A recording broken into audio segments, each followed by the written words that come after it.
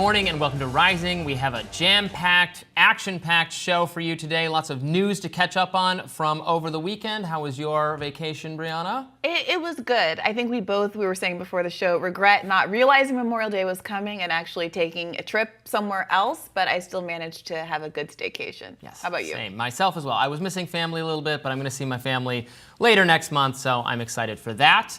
But let's get to the big news. So much to talk about from over the weekend. One of those things taking place was my own party, the Libertarian Party's National Convention, taking place over the weekend. We now have a presidential candidate. The party nominated Chase Oliver, a former Georgia State Senate candidate, to be the party's presidential nominee. Now, Oliver's participation in the 2022 Georgia Senate race helped force a runoff between Republican challenger Herschel Walker and incumbent Democratic Senator Raphael Warnock, with Warnock ultimately winning. You probably remember that. Oliver is an anti-war activist who has called for an end to the violence in Gaza and describes it as a genocide. He also supports free speech, opposes government COVID mandates, and self-describes as armed and gay. Let's watch some of his remarks. We are going to be hitting the campaign trail hard and fast as soon as we can. And absolutely, we're going to be fighting to be a contrast to the elitists that are Donald Trump, Joe Biden, and yes, even Robert Kennedy. Now, Oliver was not the only presidential candidate to participate in the Libertarian Convention. Both Donald Trump and RFK Jr. also spoke at the event. RFK Jr.'s speech focused on the Bill of Rights and his points of agreement with libertarians and was well received. Trump, on the other hand, was continuously booed by the crowd, a rare occurrence for the Donald, who is accustomed to raucous applause at his rallies. The crowd was especially hostile to Trump when he asked for their vote. Let's take a look. Think of this. First time in U.S. history that a presidential candidate of a rival party will address the convention of a party that is presumably gathering to nominate its own candidate. Now I think you should nominate me or at least vote for me, and we should win together.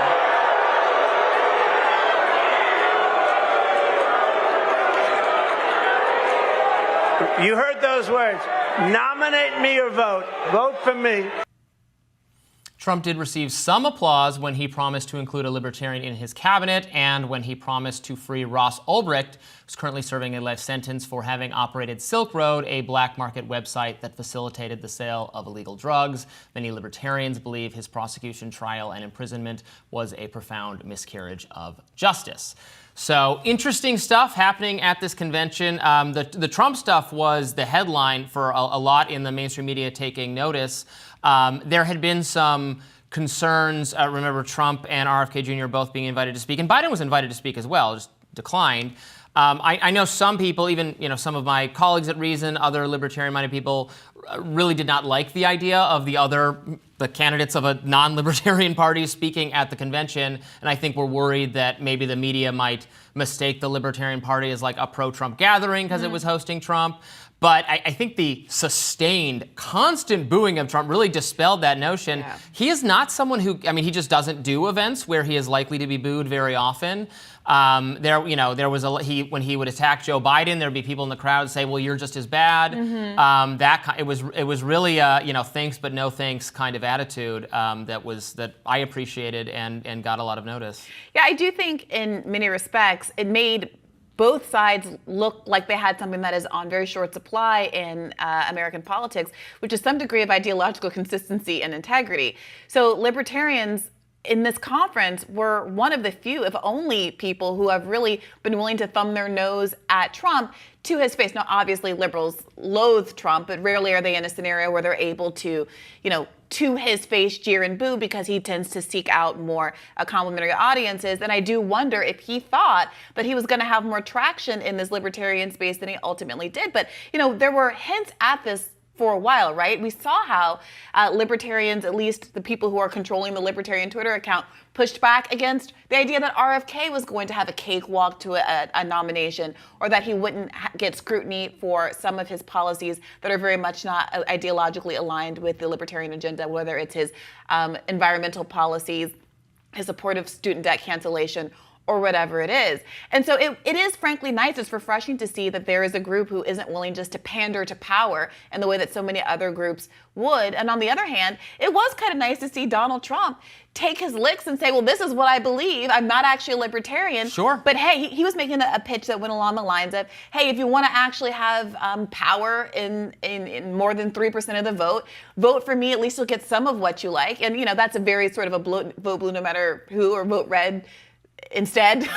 To vote red or end up dead. Right? Argument, but he stood his ground, and so there was something frankly kind of refreshing about it, no matter what side you sort of politically align with. Absolutely. And you can't imagine, Joe Biden is unwilling to do media interviews with not even with hostile media, but with media that would be at all doing some scrutiny of his policies. So I do credit Trump for being willing to go in there. My understanding of the backstory is that the Trump campaign actually reached out and really did want to do a speech at the convention, and then the party decided, okay, well, that's fine, but then we're going to invite the other candidates as well. Do you think he was naive about the kind of reception? I don't know who advised him to do this, but again, I don't think it's a ding, because it can be courageous to want to go into not necessarily friendly territory and engage with them and stress areas where there is common agreement. There were a lot of people happy that he said he would do something about Ross Ulbricht. Of course, the crowd also cares. There were a lot of signs for free Assange, that kind of stuff. Trump could have done something about that, but didn't. RFK Jr. vowed to, as president,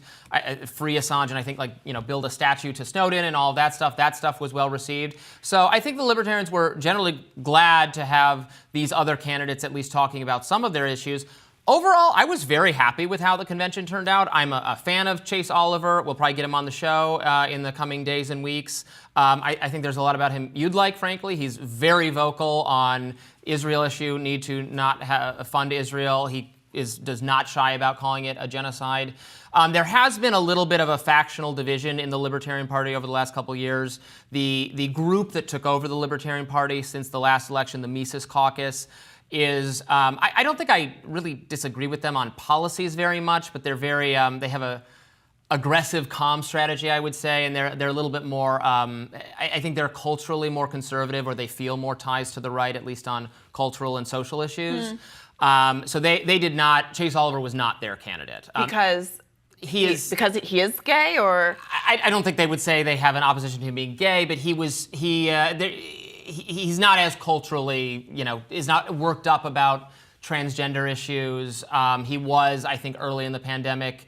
There are photos of him, masking and saying we should model good social distancing. Not saying any of that should be mandatory, which is really what matters from a libertarian standpoint. Are, let's say, trans issues a big part of libertarian push politically, given that it does seem to be a kind of I would say no, individual but choice this faction issue of the party is more in line with what you would see out of conservative online media, or at least I think sees the gateway. The best way to promote the Libertarian Party is to be more active on places like the Tim Pool Show, or on Tucker Carlson, or with Megyn Kelly, or where you talk about those issues a lot. So it's kind of a different comm strategy ultimately. So their candidate lost to Chase Oliver. Angela McArdle, the leader of the party, who we've had on the show, is part of the Mises Caucus faction. So she was reelected. So the caucus did retain a lot of leadership positions, but the candidate went to outside the faction. So in some ways, it's like both sides got something out of this, and nobody is totally happy about it, but I thought it was fine. It is interesting that after seeming to court the Libertarian Party more so than others, at least on social media, RFK Jr. seems to be just a kind of blip in the news cycle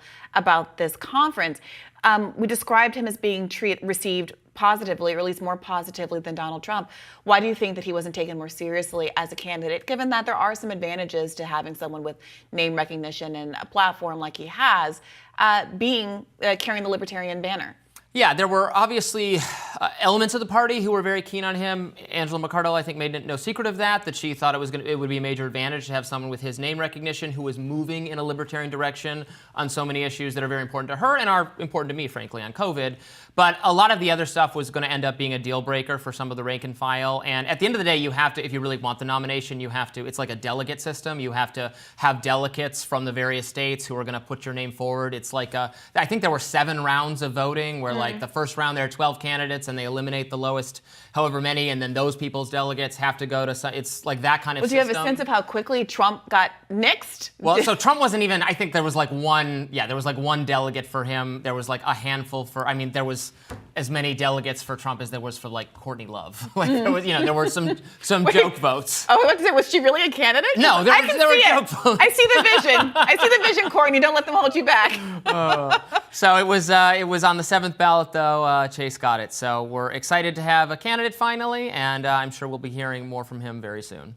All right, stick around. I have a big new raider coming up next. Stay tuned.